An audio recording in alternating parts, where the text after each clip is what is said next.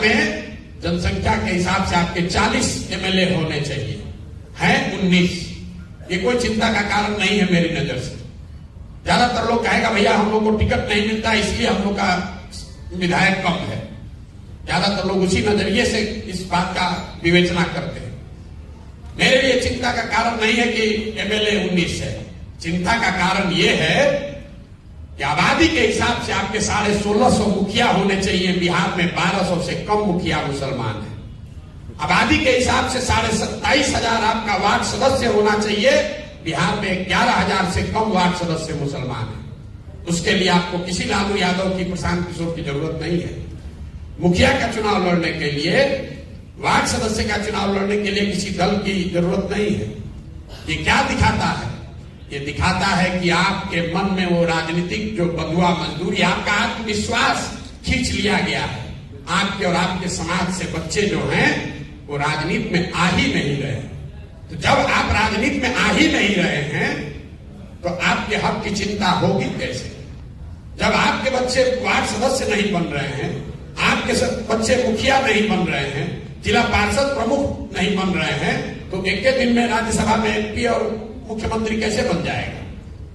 समाज ने उसकी चिंता नहीं की है। आप वो कौम हैं जो मदरसे चलाते हैं, यतीम खाने चलाते हैं, लेकिन यहां जितने लोग बैठे हुए हैं आप मुझे बताइए, कोई मुसलमानों की ऐसी संस्था, कोई ऐसा प्रयास जहां आप अपने बच्चों को राजनीति सिखाते हैं? आपका मुकाबला है आरएसएस से, संघ से, जो हर दिन देश में 1 लाख से ज्यादा शाखा लगाता है। बच्चों को अभी से सिखा रहा है। उनकी विचारधारा सही हो या गलत, अपनी विचारधारा को बताने के लिए वो देश भर में 1 लाख शाखा लगा रहे हैं। और आप क्या कर रहे हैं? आप बैठ के इंतजार कर रहे हैं कि कोई गठबंधन आए, कोई रहनुमा आए तो हम लोग का तार दे। कैसे होगा रे भाई? आपके कौम में ये लिखा गया है कि बिना जद्दोजहद के जीवन में कुछ हासिल नहीं होता। सलाहियत के लिए, इल्म के लिए, लोगों ने मुझे कहा कि उस जमाने में पैगंबर साहब ने कहा कि अगर चीन जाना है तो चीन भी जाओ। और आज तो आप अपने घर से निकलकर जद्दोजहद करने को नहीं तैयार।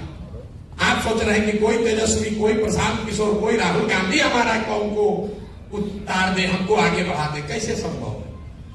नहीं संभव है। अब आप कहिएगा कि भैया हमारी तो संख्या नहीं है, हमारी संख्या नहीं है, हम कैसे चुनाव जीतेंगे? धर्मसुराज वही आपको फॉर्मूला देगा।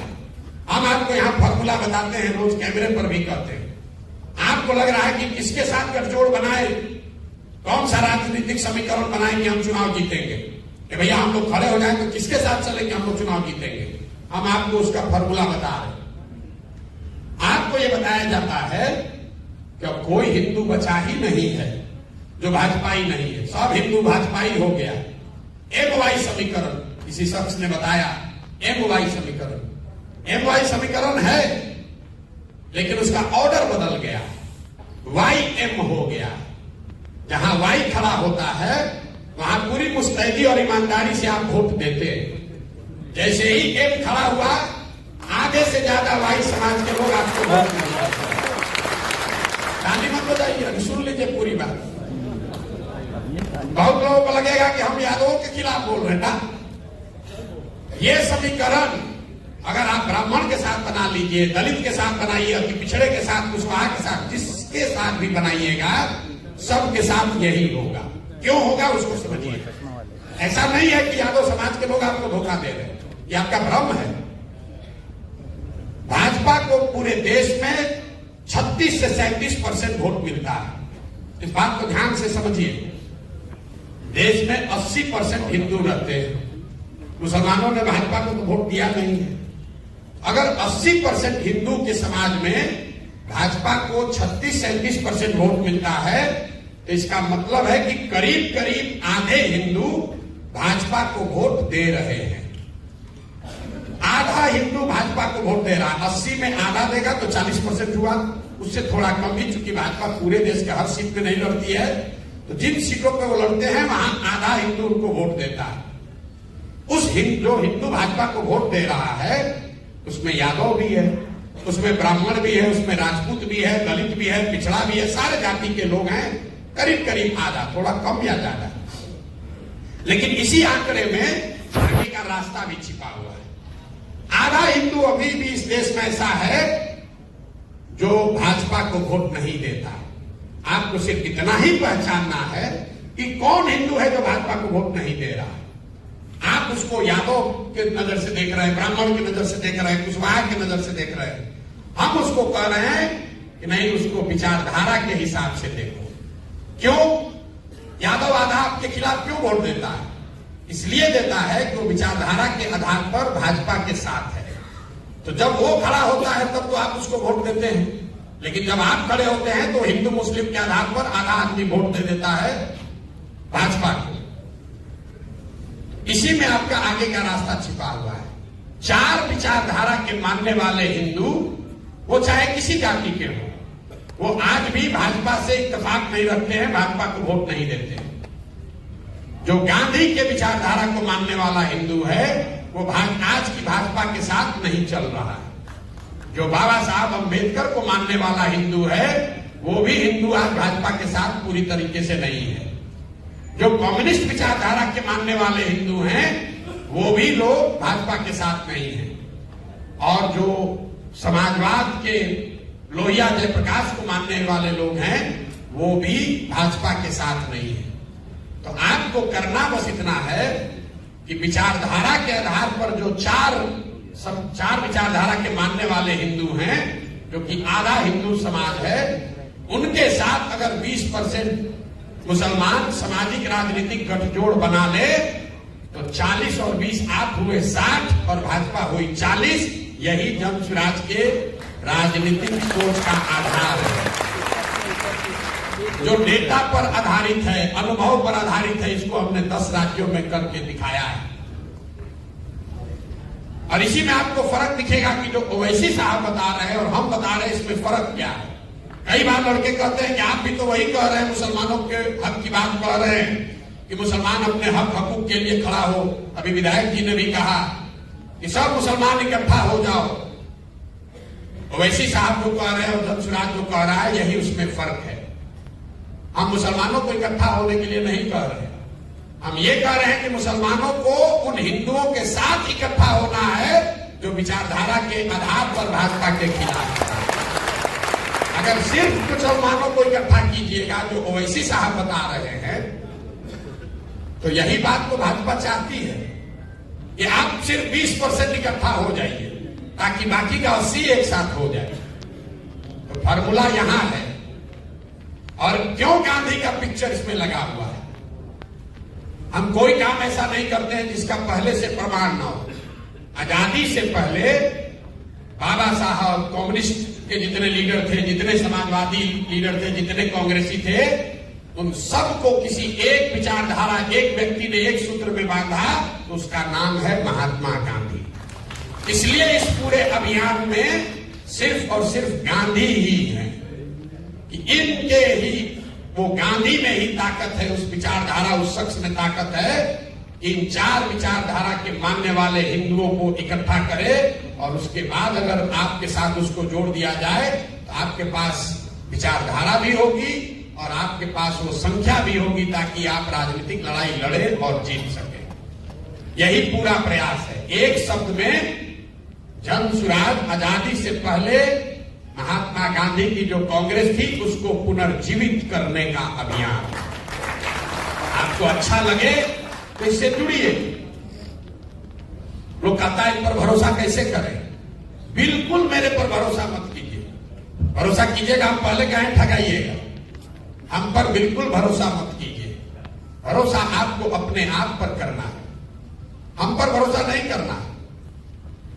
हमने कहा, किसी ने भी कहा भागीदारी की बात, तो आपके नजरिए से नहीं कहा, मुसलमानों के नजरिए से नहीं कहा। जन स्वराज का जो संविधान बन रहा है उसमें इस बात को लिखा जा रहा है कि जिसकी जितनी संख्या है उसको उसके हिसाब से भागीदारी, हिस्सेदारी दी जाए। टिकट में नहीं, खाली दल बनाने वालों में, दल को चलाने वालों में, दल के जो नेता होंगे वो भी, और दल से जो टिकट पाएंगे वो भी, जो दल से मनोनीत सदस्य होंगे उसमें भी। सिर्फ मुसलमानों के लिए नहीं, सिर्फ मुसलमानों के लिए बात नहीं कह रहे हैं।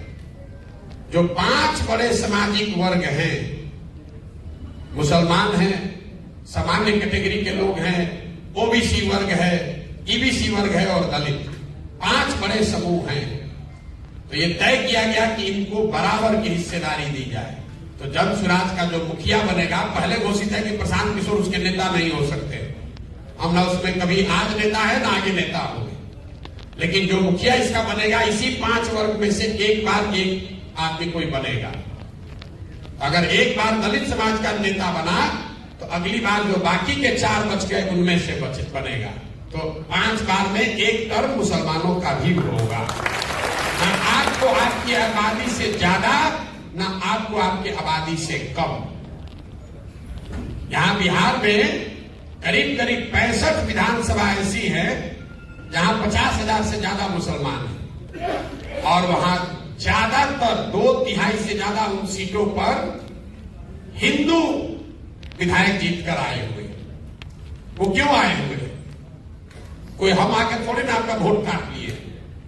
ऐसा नहीं है कि हम आपका वोट काट लिए। मैं आपको उदाहरण के तौर पे बताता हूं। यहां कोई मधुबनी का कोई बैठा होगा।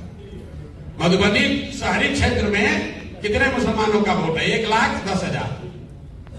वहां पर वैश्य समाज के 9,000 लोग रहते हैं। आरजेडी ने वैश्य समाज के किसी व्यक्ति को वहां टिकट दिया।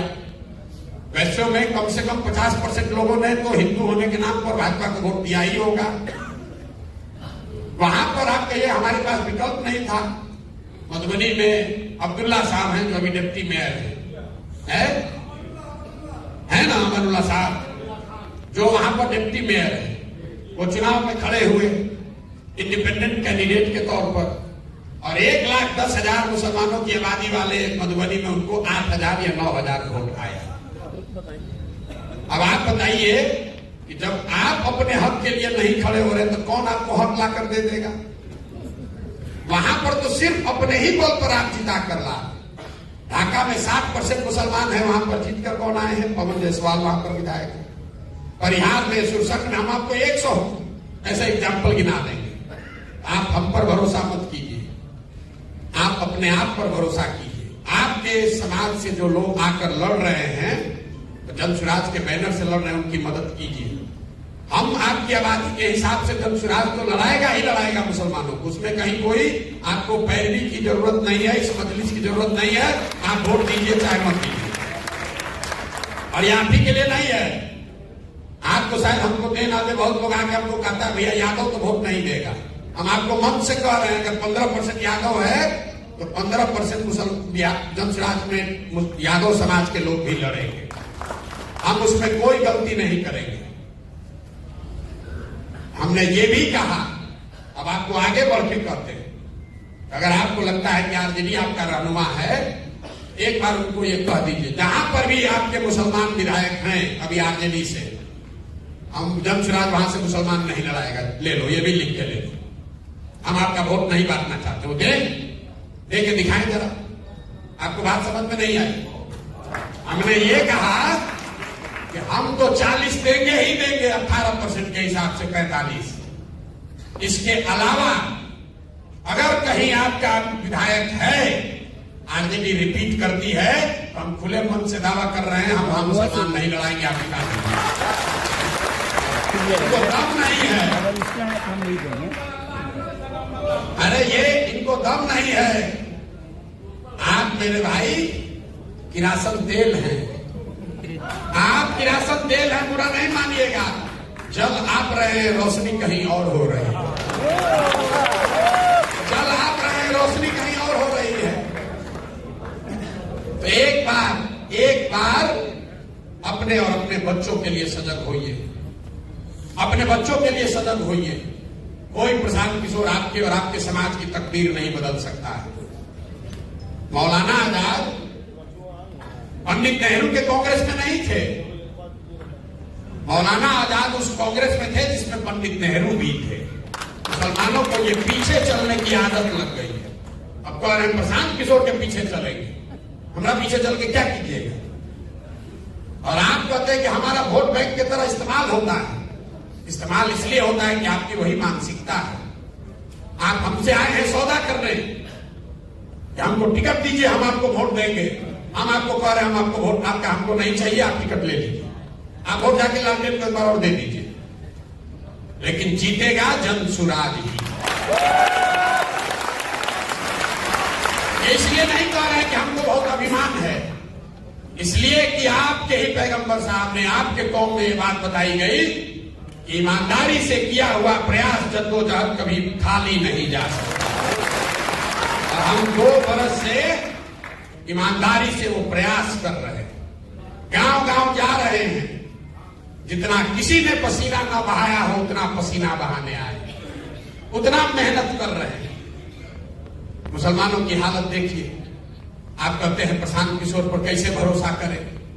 अरे इतना बड़ा अभियान चला रहा है, कितना पैसा खर्चा होता है, जरूर भाजपा वाला पैसा इसको दे रहा है। देखिए मुसलमानों की दशा, आप अपनी दशा देखिए मेरे भाई। आप ये कह रहे हैं कि भाई इतना बड़ा अभियान चला रहा है, जरूर भाजपा वाला पैसा दे रहा होगा। मेरे भाई, आप 30 बरस से राजद को वोट देते हैं। यहां बैठा हुआ कोई आदमी कभी नहीं पूछा कि राजद को पैसा कौन देता है। राजद को पैसा इसी बिहार से आता है, क्योंकि बिहार के बाहर तो पार्टी है नहीं। आपके हमारे बच्चों का जो हक लूट कर ये लोग ले जाते हैं, उसी पैसे से राजनीति उनकी होती है। आपने आज तक ये उनसे सवाल नहीं पूछा। और प्रशांत किशोर के कंधे लगाने से, प्रशांत किशोर का कंधा लगाने से, हमारी मदद से आज 6 राज्यों में लोग मुख्यमंत्री हैं। हमको अभियान चलाने के लिए, टेंट तंबू चलाने के लिए पैसा नहीं मिलेगा। आपके पास आधा राज्य है, बिहार जैसा गरीब राज्य है, तो लूट के आप राजनीति कर सकते हैं। और हमारा बनाया हुआ 6 राज्य में सरकार है, हमको पैसे नहीं मिलेगा। लेकिन मुसलमानों को देखिए, हम मजबूती से प्रयास कर रहे हैं, ईमानदारी से प्रयास कर रहे हैं। तो मुसलमान कहता है कैसे भरोसा करें, जरूर भाजपा वाला होगा पीछे। अगर हम ईमानदारी से प्रयास नहीं करते, इतना बड़ा प्रयास नहीं करते, किसी से गठबंधन करके 10-20 सीट लड़ते, तो कहता ना आदमी तो बहुत होशियार है, मजबूती से लड़िए नहीं रहा, वोट देंगे तो वोट में बट जाएगा। मेरे भाई, आपका अविश्वास हम पर नहीं है, ये आपका खुद पर से भरोसा उठ गया है। आपका खुद पर से भरोसा, और यही आरजेडी ने आपका नुकसान किया।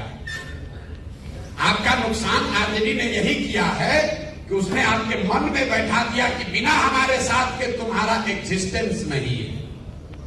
मुसलमान खड़ा होकर कहता है कि हम अल्लाह को छोड़कर किसी से नहीं डरते, और हम आपकी हर बैठक में, मुसलमानों की बैठक में आपके मुंह पर कहते हैं कि आपसे डरा हुआ कौन कोई है।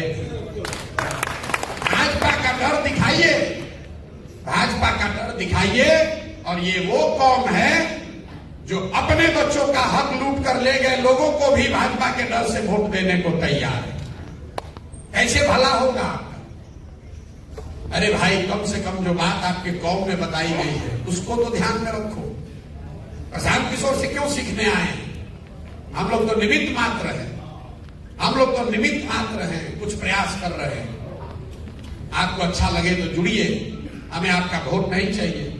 मैं कहता हूं, और हर बार मुसलमान कुछ साथी उठकर कहते हैं भैया ऐसा काहे कह रहे, हम लोग आपके साथ हैं। बहुत सारे साथी हम लोग के साथ जुड़े हुए हैं। मैं आपको मन से कह रहा हूं, हमको वोट नहीं चाहिए आपका, मुझे आपकी दुआ चाहिए, मुझे आपकी दुआ चाहिए।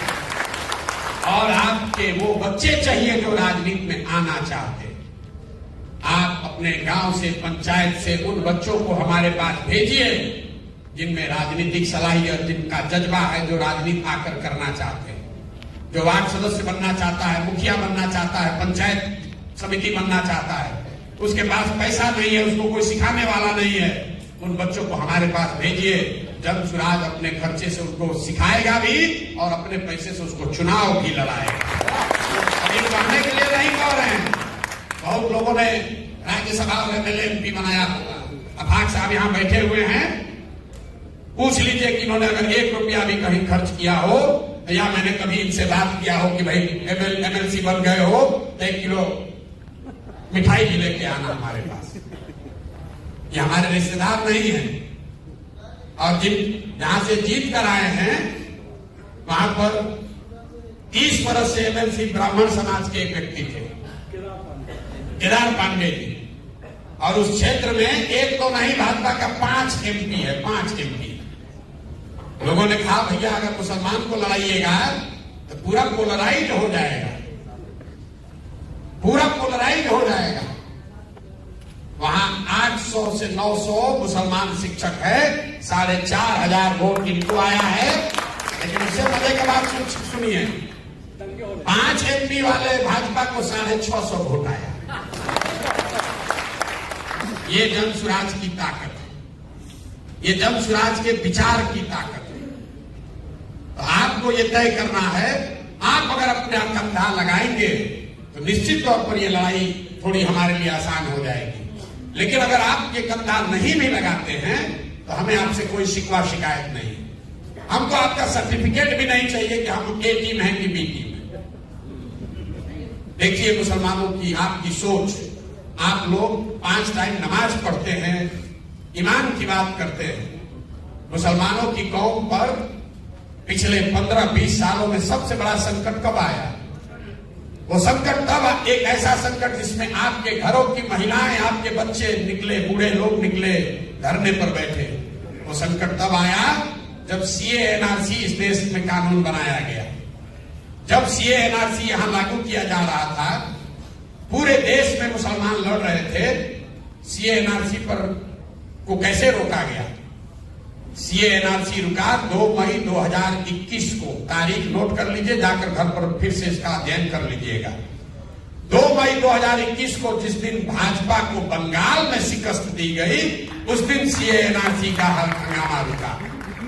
तो ईमान की बात करने वाले मुसलमान एक बार जरा याद करके, 3 मई 2 मई को रिजल्ट आया भैया। 3 मई को अरे हमको मालूम है, चुनाव हम करा रहे हैं। 2 मई अच्छे से 3 मई मान लीजिए भाई। हम दूसरी बात कर रहे हैं। आप ईमान की बात करने वाले लोग जरा याद कीजिए कि जब बंगाल में लड़ाई लगी, आपको आडवाणी जी का रथ रोकना याद है। ये नहीं याद है कि बंगाल में जब लड़ाई लगी तो कौन रहनुमा आपकी मदद करने के लिए खड़ा हुआ? दीदी के अपने लोग आधे से ज्यादा पार्टी वाले छोड़कर भाजपा के डर से भाजपा में भाग गए। तब लालू यादव नहीं गए थे बंगाल, राहुल गांधी अलग से चुनाव लड़ रहे थे, तब वहां पर वोट कटवा थे। अखिलेश यादव वहां नहीं गए थे। जब दीदी के साथ कोई नहीं खड़ा हुआ, पूरे देश में लोगों ने कहा कि भाजपा वहां जीत कर आ रही है 200 सीट। यही प्रशांत किशोर ने कहा था कि अगर भाजपा को 100 के नीचे नहीं रोके तो जीवन में संन्यास ले लेंगे। बोले नहीं, 2 बरस वहां, जैसे यहां गांव गांव घूम रहे हैं, 2 बरस खून पसीना लगाकर वहां मेहनत किया। और जिस भाजपा को लग रहा था कि बंगाल स्वीप कर देगी, वहां पर उनको हमने 77 पर रोका। तो हम हो गए भाजपा के बी टीम। और आप घर में बैठ के कमेंट्री कर रहे थे, तो आप दीजिएगा हमको सर्टिफिकेट। हमको ना चाहिए रे भाई, हमको आपसे सर्टिफिकेट नहीं चाहिए। जब हम लोग गांव में चलते हैं, मुस्लिम महिलाएं मिली कई जगह, लोग कहते हैं भैया देखते हैं नहीं सड़क कितना खराब है, अगर प्रसव की पीड़ा हो जाए तो अस्पताल पहुंचने में आधा जान निकल जाता है। नाली गली की हालत आप किसी भी बड़े मुसलमान गांव में जाकर देख लीजिए, क्या दुर्दशा है। अस्पताल स्कूल की तो बात ही मत कीजिए। जब बहुत लोगों से सुन लेते हैं तो मैं उनसे पूछता हूं कि अभी 1.5 बरस तक सड़क के मंत्री कौन थे? तेजस्वी यादव। नाली गली ग्रामीण कार्य मंत्री कौन थे? तेजस्वी यादव। अस्पताल का मंत्री कौन था? तेजस्वी यादव। शिक्षा का मंत्री कौन है? चंद्रशेखर यादव, वो भी लालटेन की। किसने रोका था उनको 1.5 बरस में आपके गांव में सड़क बनाने से? ये बता दो। और अगर उन्होंने नहीं बनाया, ये उनकी गलती नहीं है। गलती ये है कि उन्होंने नहीं बनाया, इसके बावजूद आपने सबने जाकर फिर उसी लालटेन को वोट दबाया। आपको अपने महिलाओं की, बच्चों की चिंता नहीं है। भाजपा के डर से जाकर लालटेन का बदुआ मजदूरी कर रहे हैं और सोच रहे हैं कि कोई आकर हम लोग को सुधार देगा। नहीं सुधरेगा। जब आप खड़े होंगे, आप सजग होंगे तो सुधरेगा। जन स्वराज से आपको क्या मिल सकता है? भागीदारी जब मिलेगी तब मिलेगी, छोड़िए वो सब बात। एक चीज आप आजमा कर देख लीजिए, जन सुराज से आपकी राजनीतिक बंधुआ मजदूरी खत्म होगी। हम आपको कुछ दे ना दे, जो लोग आपको बंधुआ मजदूर की तरह अभी तक ट्रीट कर रहे थे, अब कल से आपको पूछने लगेंगे। अगर हमारी बात पर भरोसा नहीं है, यहां पर अभी जाने से पहले एक हमारे साथ सेल्फी ले लीजिएगा और उसको खाली फेसबुक पर डाल दीजिए। और आरजेडी का ब्लॉक से लेके और जिला तक फोन करेगा, अरे काहे नाराज है भाई, काहे गए थे जनसुराज कि प्रसाद किसको से काहे मिलने गए थे। और कुछ हो चाहे नहीं, जब व्यवस्था बनेगी, जब चुनाव जीतेंगे, आपके लिए करेंगे नहीं करेंगे तो भविष्य की बात है। जन सुराज आपकी वो राजनीतिक बंधुआ मजदूरी खत्म कर रहा है, क्योंकि कोई आपको अब ये नहीं कह सकता है कि हमको नहीं दोगे तो जाओगे कहां। मुसलमान खड़ा होकर कह सकता है कि हमारा काम करो, नहीं करोगे तो जनसुराज में चले जाएंगे। ये कहना तो शुरू करो भाई, आपका इसी से सबसे बड़ा फायदा होगा। आप वोट देते रहिए आरजेडी को, कोई दिक्कत नहीं है, लेकिन ये कहिए तो कि भाई न करोगे तो जनसुराज में चले जाएंगे। आप आधा कष्ट तो उसी से दूर हो जाएगा आपका। ये बात मान लीजिए, आपका आधा कष्ट न दूर हो जाए। जो विधायक आपको 2 बरिस से फोन नहीं किया होगा, आज के बैठक के बाद आपको फोन करेगा, लिखना करेगा ही करेगा। काहे भाई, काहे नाराज हो। जो लोग हमसे जुड़े हैं सबके पास फोन आता है कि नहीं आता है? जो लोग जुड़े हैं बताइए। और जो चिट्ठी निकला है आरजेडी का, वही किरासन तेल जो लीक होना शुरू हुआ है लालटेन से, उसी की घबराहट है। सबसे ज्यादा जनसुराज में तो भाजपा का लोग ज्वाइन किया है। आपको ये भी बता देते हैं, जनसुराज में सबसे ज्यादा भाजपा का संगठन का आदमी ज्वाइन किया, लेकिन भाजपा वाला थोड़ा चालाक है, थोड़े दिन के बाद चिट्ठी निकालेगा। लेकिन लालटेन वाले देख रहे, अरे बाप रे, किरासन तेल सब निकला, अरे तो सब मुसलमान यहां छोड़ के भागने लगा। क्योंकि 30 वर्ष से आपको विकल्प के अभाव में बंधुआ मजदूरी आपसे कराई गई है, उससे निकलिए। वोट जाकर आरजेडी को देना है, उसी को दीजिए, लेकिन कम से कम अपने सम्मान के लिए, अपने अधिकार के लिए बोलना तो शुरू कीजिए कि भाई हम, तुम नहीं करोगे तो विकल्प बना लेंगे। आप देखिएगा, उसी से आपका बहुत फायदा होगा। उससे जीवन नहीं बदलेगा, लेकिन कुछ न कुछ सुधार आपको दिखने लगेगा। यही बात आपको बताने आए हैं। ठीक लगे तो जुड़िए, न ठीक लगे तो जिसकी बंधुआ मजदूरी कर रहे हैं करते रहिए। जैसा मैंने आपको पहले कहा, जीतेगा जनसुराज।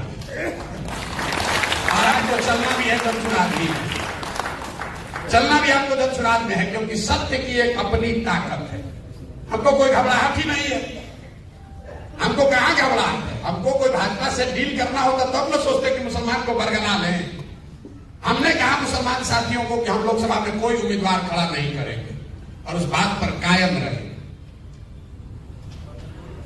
आपको चलना है जनसुराज में।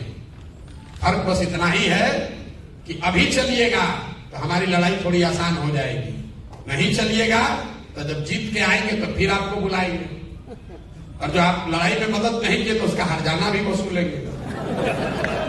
हम आदमी हैं वेजिटेरियन, शाकाहारी आदमी हैं, तो जब जीत कर आएंगे तो आपसे सेवई भी खाएंगे और आपको अपने साथ भी लेकर चलेंगे। आप वोट के लिए हमारे साथ मत जुड़िए, वोट देने के लिए हमारे साथ मत जुड़िए, टिकट लेने के लिए मत जुड़िए। आप एक भी वोट नहीं देंगे तो भी जो 18% हक है वो आपको मिलेगा ही मिलेगा। उसके लिए अगर आप हमारे साथ बैठ कर ये एडवोकेसी कर रहे हैं तो हम इस जगह पर बैठने के लायक नहीं। अगर दलित समाज के लोग आकर हमसे अपना हक मांगे, अति पिछड़ा समाज के लोग कहे कि हमको 70 सीट दीजिए, तो फिर जनसुराज की व्यवस्था और दूसरे व्यवस्था में कोई फर्क नहीं। ये आपको बिना मांगे मिलेगा। आप ये जलसा करके नहीं कहे थे कि आफाक अहमद को लड़ाएंगे, ये हमने तय किया था कि इनको लड़ाएंगे। तो वोट के लिए मत जुड़िए। अगर अपने बच्चों को राजनीति में लाना चाहते हैं, उनके लिए जगह बनाना चाहते हैं, अपने बच्चों का भविष्य सुधारना चाहते हैं, तो अपनी व्यवस्था बनाइए। आज तक लोगों ने आपकी मदद ली है, लोगों ने आपको ठगा है। एक बार इतनी समझदारी सलाहियत तो पैदा कीजिए कि आप हमारा मदद लेकर कुछ अपना आदमी जिता लीजिए। अरे इतना सलाहियत तो कीजिए कि हमारी मदद से कम 1000-2000 बच्चों को राजनीति में पारंगत करा लीजिए, उनको चुनाव जिता लीजिए। अब अहमद जीते हैं, अगर मान लीजिए कल हम भाजपा में भाग जाएं, अब अहमद तो रहेंगे ना। एक नेता आपके बने ना समाज में, तो इतना सलाहियत तो कम से कम पैदा करो भाई। लोगों ने आपका इस्तेमाल किया है, अब आपके सामने अवसर है, आप इस व्यवस्था का, मेरी समझ का, सलाहियत का, संसाधन का फायदा उठाइए और अपने समाज के बच्चों को राजनीति में जोड़िए, तभी सुधार होगा, नहीं तो सुधार हो नहीं सकता है। आप सब आए, आपने हमारी बात सुनी, अब आप में से जिसका जिसका जो सवाल है आप सवाल कर सकते हैं। 1 2 4, हमें कोई घबराहट नहीं है, आप चाहिए यहाँ 2 घंटा भी बैठ सकते हैं, सवाल आप कर सकते हैं। आपके सवालों का अपनी क्षमता के अनुसार मैं जवाब दूं। ये जरूरी नहीं है कि आपके सवाल के जवाब में हम आपको संतुष्ट कर दें, लेकिन हम ईमानदारी से जो समझते हैं वो आपको बताएंगे। बहुत बहुत धन्यवाद। आप सबका बहुत बहुत शुक्रिया इस स्वागत के लिए, जो आपने हमारे लिए अच्छी बातें कही उसके लिए, हौसला अफजाई के लिए। सबसे पहले आप मेरा परिचय जानिए। मेरा नाम प्रशांत किशोर है। हम वही प्रशांत किशोर हैं जिसने 2014 में नरेंद्र मोदी का अभियान इस देश में चलाया है। हमने मोदी को बनाया नहीं है, कोई किसी को बना नहीं सकता है, लेकिन मोदी जी के वहां पहुंचने में जरूर हमने कंधा लगाया है। उस नजरिए से अगर आप भाजपा की विचारधारा के विरोधी हैं या मुसलमान होने के नाते आप ऐसा समझते हैं कि जिस शख्स ने नरेंद्र मोदी की मदद की है उसके साथ कैसे चले, उस पर भरोसा कैसे करें, तो ये बिल्कुल आपकी वाजिब वजह है। आपको हमारे साथ नहीं चलना चाहिए, हम पर भरोसा नहीं करना चाहिए। लेकिन अगर आप मेरे परिचय का ये हिस्सा जानते हैं कि 14 में मैंने मोदी जी का अभियान चलाया है, तो आप में से कुछ लोगों को ये भी पता होगा कि 2014 से लेकर 2021 तक इस देश में जहां कहीं भी मोदी भाजपा हारा है, हराने वाला कोई भी हो, चाहे वो बिहार में महागठबंधन हो, पंजाब में कांग्रेस हो, तेलंगाना में केसीआर हो या बंगाल में ममता बनर्जी हो, हराया चाहे जिसने भी हो, उन सब के पीछे भी इसी प्रशांत किशोर ने कंधा लगाया। यहां आपने बात करी है मुसलमानों की दुर्दशा पर, हम अपनी आंखों से भी देख रहे हैं। लोग सच्चर कमेटी में पढ़ते हैं, यहाँ बड़े बड़े दानिश्वर बैठे हुए हैं, बड़ी बड़ी बातें आपने कही। आप कह रहे हैं कि आपकी हालत ये क्यों है, कोई हमको अपना रहनुमा बनाना चाहता है, कोई पूछ रहा है कि आप बताइए पहले क्या कीजिएगा तब आप पर भरोसा करेंगे। किसी ने अपना मोहब्बत का पैगाम ही पूरा पढ़ दिया। मुसलमानों की ये जो दुर्दशा है, ऐसी किसी ने सही कहा कि ऐसी बैठकें पहले भी होती रही हैं, आगे भी होगी। इससे मुसलमानों की दुर्दशा नहीं सुधरने वाली। जब तक आप ये नहीं समझिएगा कि आपकी इतनी दुर्दशा है क्यों, इसलिए नहीं है कि आपकी संख्या कम है, इसलिए नहीं है कि नेताओं ने आपको ठगा है। नेताओं ने जितना आपको ठगा है उतना समाज के दूसरे हिस्से को भी ठगा है। आपकी दुर्दशा इसलिए है कि आपके कौम के सबसे बड़े रहनुमा पैगंबर साहब ने कहा कि जिस कौम को अपने रहनुमाओं की समझ ना हो उसके ऊपर जालिम हुक्मरानों को मुसल्लत कर दिया जाता है। आप वो कौम हैं, आप वो कौम हैं जिसको अपने रहनुमाओं की समझ ही नहीं है, वो समझ बनी ही नहीं। आप वो कौम हैं जिसकी शुरुआत का पहला शब्द ही है इकरा, पढ़ो, और उस कौम ने अपने बच्चों की पढ़ाई को ही छोड़ दिया। मेरे भाई, आपको प्रशांत किशोर से सीखने समझने की जरूरत नहीं है। ना हम आपके रहनुमा हैं, ना होने का दावा करते हैं। आपको अपने कौम में जो बातें बताई गई हैं सामाजिक, राजनीतिक, सियासी नजरिए से, अगर आप उसको स्वीकार कर लें, उसी से आपकी बदहाली दूर हो जाएगी। जब मैं कह रहा हूं कि आपको अपने रहनुमाओं की समझ नहीं है, ज्यादातर लोग यहां कहेंगे भैया विकल्प नहीं है। हम आपको उदाहरण देके बिहार के नजरिए से बताएंगे कि आपको कैसे रहनुमाओं की समझ नहीं है। आज जितने भी मुसलमानों से आप बात कीजिए, वो कहता है भैया हम लोग के पास विकल्प नहीं है। 2014 में आपके पास विकल्प आया था। आज जो यहाँ के सदर हैं, हम उनके विरोध में खड़े हैं, वो भाजपा के साथ हैं, लेकिन नीतीश कुमार 14 में उन्होंने आपके साथ कोई दगा नहीं किया था। यहां जितने शख्स बैठे हुए हैं, आप ये बात मानिएगा कि 2005 से लेकर 2014 तक नीतीश कुमार ने मुसलमानों के साथ कुछ गलत नहीं किया।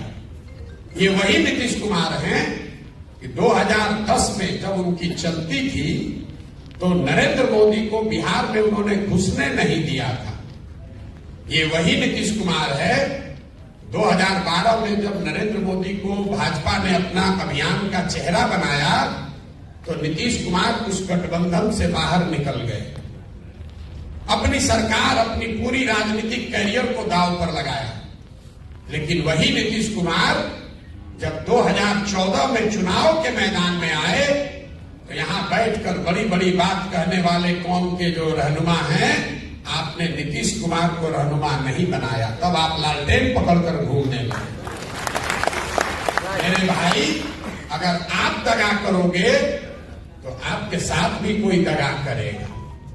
आपने नीतीश कुमार के साथ भलाई का काम नहीं किया तो नीतीश कुमार अगली बार जीत कर आया जब 15 में आपके वोट से, हम नीतीश जी के साथ थे, हमने महागठबंधन बनवाया था।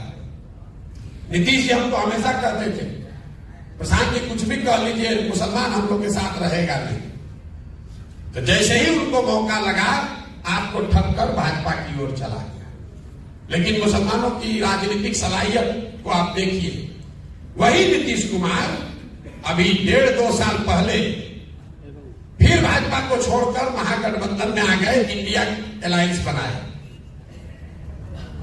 और सारे मुसलमानों को लगा कि अब यही नया रहनुमा है जो हम लोग को देश में बचाएगा।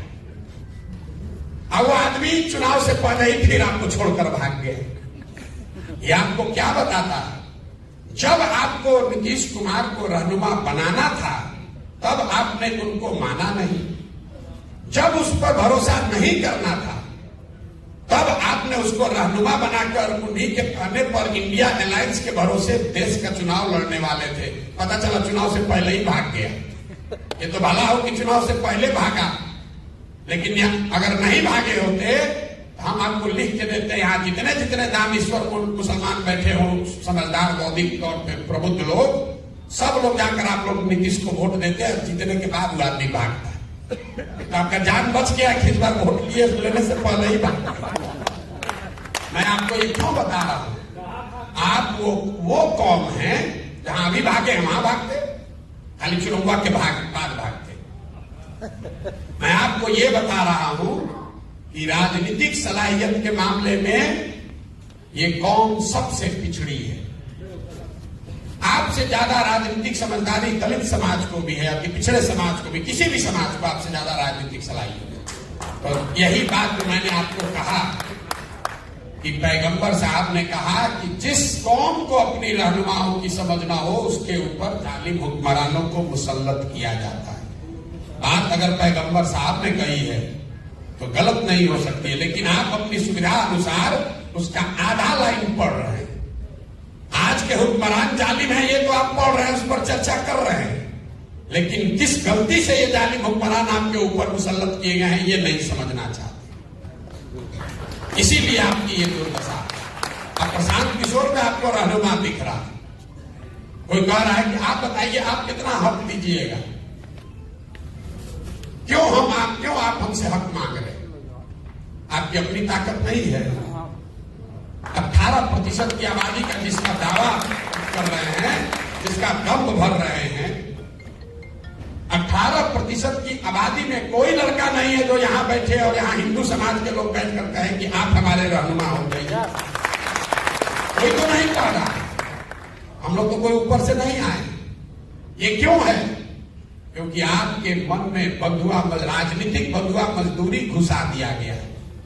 आपको यह बता दिया गया है कि आपको किसी न किसी के पीछे ही चलना है।